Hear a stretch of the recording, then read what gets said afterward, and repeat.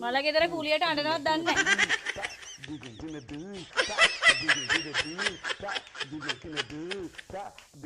අම්මේ අන්න අප්පච්චි එනවා. ආවදෙන්කෝ. උන්ද එනකන් තමයි මම බලන් ඉන්නේ. මල ගෙදර ගිහලා පැයෙන් එනවා කියලා නේද කියේ? දැන්ද පැය ඉවරුනේ. අම්මේ අප්පච්චිගේ සරමක් නැහැ. ඒක නේද? මොමිනිය සරම?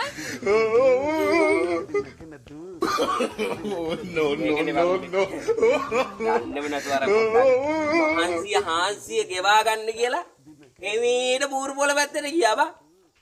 ගිහිල්ලා ඉවරලා.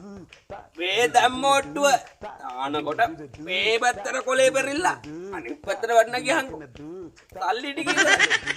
ඊට පස්සේ කල්පනා කරලා බං උඹලා වෙනුවෙන් වාසනාවක්වත් තියේද කියලා බලන්න බං. දැම්මා ෂර්ට් එක ගලවලා. ඒ පාරත් ඌරුවා එහා පැත්තටනේ වැටුනේ මෙහා පැත්තට වැටෙන්න වගේ ඇවිල්ලා.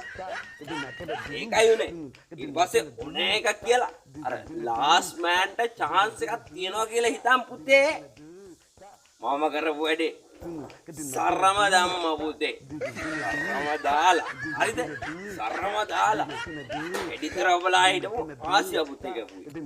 ආසියා පුතේ එහා පැත්තට වැටෙන්න ගිහලා මෙහා පැත්තට ආයෙ වැටෙන්න ගිහලා එහා පැත්තට වැටෙන්න ගියහන්කෝ. පපා මේ වගේ මිනිහෙ බැඳගත්තට වැඩිය හොඳ යකෙක් බැඳගත්තා නම්. උඹට යකෙක් බැඳගත්තා නම් තේරෙයි. පෙර වාසනාවකට මාව බැඳගත්තේ කියලා. මොකද එක්ගම වර්ගයේ උන් පෑහෙන්නේ නැහනේ බං.